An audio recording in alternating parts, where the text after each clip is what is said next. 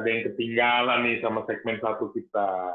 Kita ini lagi kedatangan founder dan CEO dari Soul Online, Pak Adi Satya dan Pak Taka Liwunggang dari Visio Inkubator.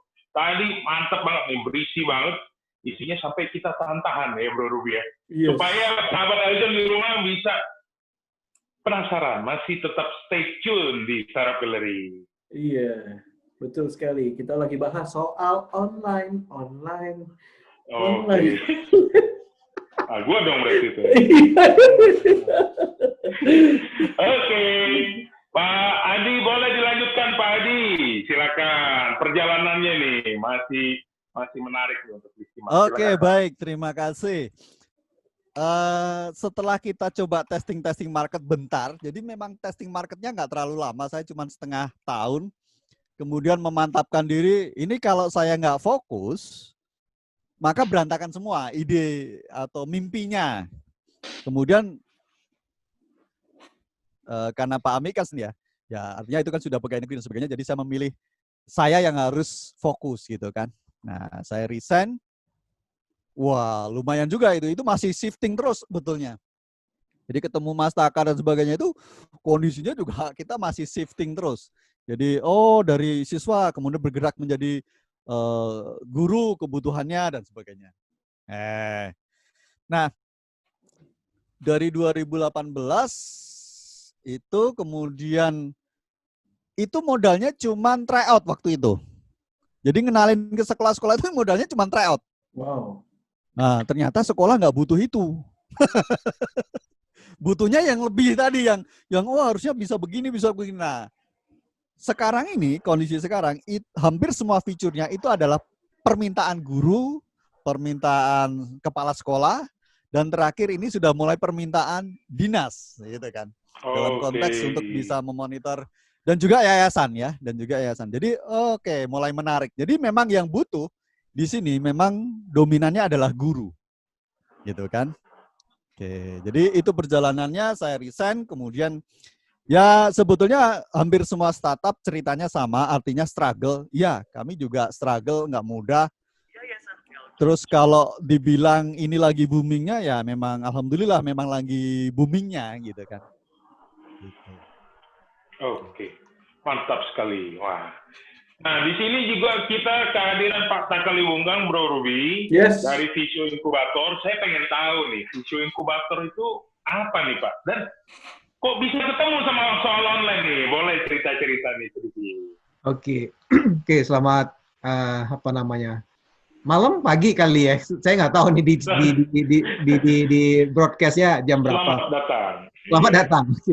Jadi saya Taka, saya dari Visio Inkubator. Jadi gini, sebenarnya kalau bicara startup ekosistem ya, startup ekosistem di dunia, orang tuh kadang lupa bahwasanya Indonesia ini bukan Eropa, bukan Amerika. Jadi tingkat mortality rate ya, sekarang kan ngetop istilah mortality rate, tingkat kematian startup tuh tinggi banget, bahkan jauh lebih tinggi dari COVID.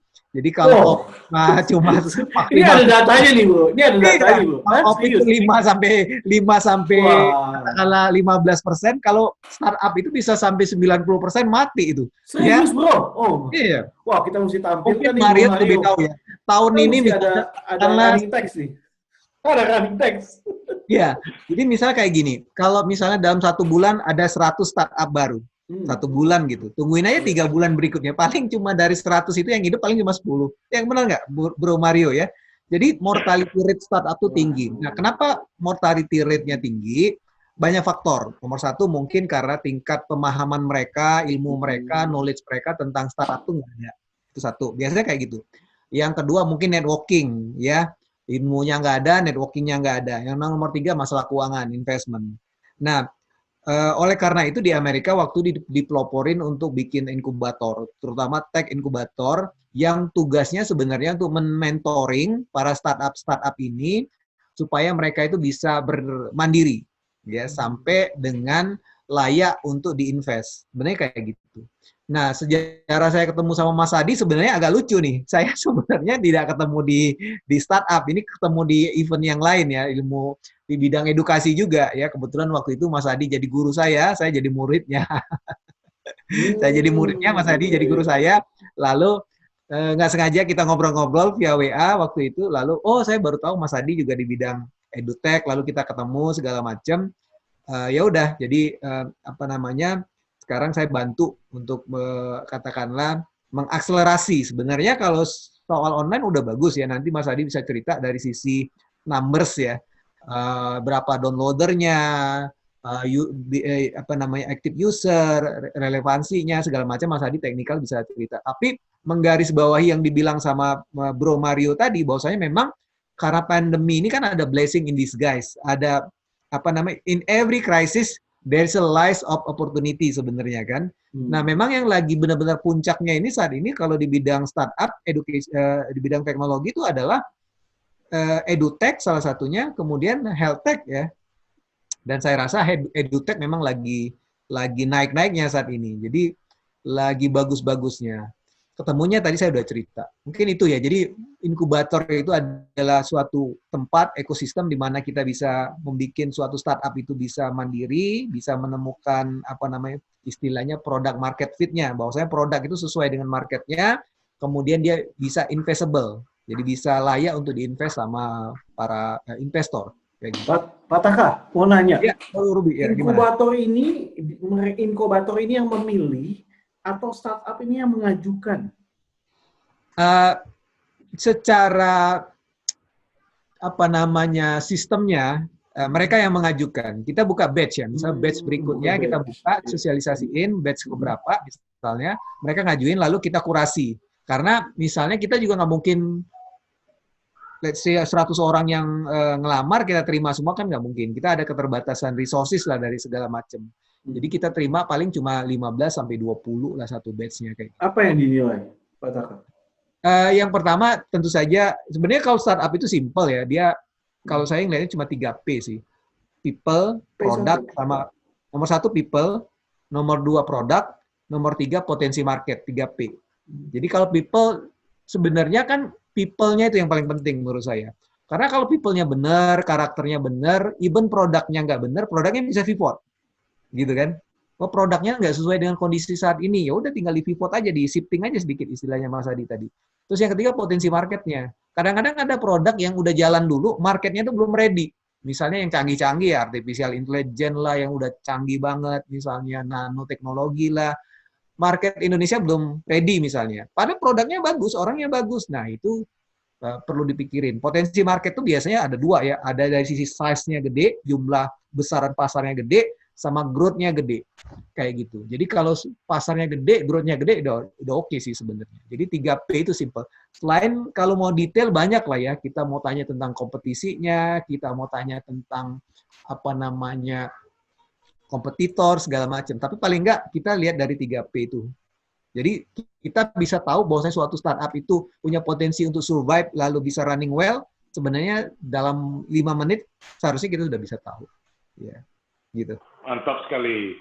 Nanti mungkin Pak Produser kita bisa bikin satu episode khusus ngomongin inkubator. Oke. Oh, boleh. Sip. Pak Taka ya? Iya. Oke. Pak Adi jangan menghilang dulu, Pak Adi. Jangan menghilang, Pak Adi. Tiba-tiba. Oke, thank you Pak Taka. Ini sahabat Eljon juga jadi mengerti apa itu pentingnya inkubator untuk sebuah startup di Indonesia. Karena dari budayanya aja kan beda. Eropa, Amerika, sama Indonesia aja berbeda. Nah, untuk Pak Adi ini tadi sempat disinggung dikit-dikit sama Pak Taka. Saya jadi kepo nih, jadi pengen tahu numbersnya berapa sekarang nih soal online. Jumlah downloadernya, mungkin sama user aktifnya. Tadi berdiri dari tahun 2018 berarti ya? Ya, kita launching pertama kali di Google Play itu Mei 2018. Oke, Mei 2018 waktu itu kita masih ngandelinnya kan internet marketing. Jadi lewat Google Ads, kemudian lewat IG, Twitter gitu-gitu kan. Oke. Nah, itu kita masih berpikiran siswa mau belajar tadi, idealis gitu kan. Wah, kita bayanginnya anak kita gitu kan. Oh, ini gitu kan. Nah, ternyata kan nggak begitu. Jadi pivot lagi. Jadi 2018 itu mulai naik gitu kan. Nah, kita mulai naik lumayan tinggi itu ketika tahun ajaran baru 2019. Berarti kan Juli 2019 ya. Jadi itu sudah setahun. Nah, itu baru mulai angkanya mulai reasonable. Belum kategori belum bisa nutup cash flow ya. Tapi artinya oke, udah mulai really. Jadi gini ngelihatnya kalau di dunia startup apalagi edukasi. Kalau saya di-download kurang lebih 200.000 atau 100.000 deh biar gampang. 100.000, maka yang akan register itu kurang lebih separuhnya. Kira-kira begitu cara ngelihatnya. Itu saya membaca data saya selama ini. Nah, dari sekian itu, dan ini sesuai dengan teori juga di buku, kurang lebih ternyata yang aktif dia membayar itu cuma 1%. Wow, serius? Iya. 1%, Pak. Yup. Jadi maka tadi dibilang mortality rate itu tinggi, benar. Nah, permasalahannya marketnya begini kalau bidang edutech ya. Satu, memang siswa itu sekarang ini nggak senang belajar. Makanya ini bocoran aja sebentar lagi juga saya pengennya invest di game juga. Wah, baru saya mau nyeplos. Tapi ini bocoran ya. Tapi nanti kalau kita udah satu dulu jadi, gitu kan. Ya. Iya, Tapi prinsipnya marketnya bukan seperti itu. Jadi oke, bukan seperti itu. Nah, kedua kita kan pivot nih ke guru. Nah, ternyata guru ada masalah di skillnya untuk mengadopsi teknologi. Nah, kurang lebih guru yang siap mengadopsi ini mirip dengan surveinya PGRI kemarin. Jadi 60% guru itu tidak siap dengan era digital belajar digital ini. 60%. Dan itu 60% karena memang kurang lebih ya karena tidak mampu gitu loh, bukan karena senior dan sebagainya. Di lapangan seperti itu kondisinya. Jadi kita udah shifting dari yang awalnya dari yang siswa gitu ya, kemudian ke guru. Ternyata guru juga punya tantangan seperti itu. Jadi harus mentraining gurunya dan sebagainya. Nah, wow, sebelum tahan dulu Pak. Karena kita akan kembali setelah pesan-pesan berikut ini tetap di Startup Gallery. Mohon maaf ya Pak Dia. Karena kita banyak yang mau lewat country. Banyak mau lewat. Oke, sahabat Gallery, kita kembali setelah pesan-pesan berikut ini tetap di Startup Gallery bersama soal online.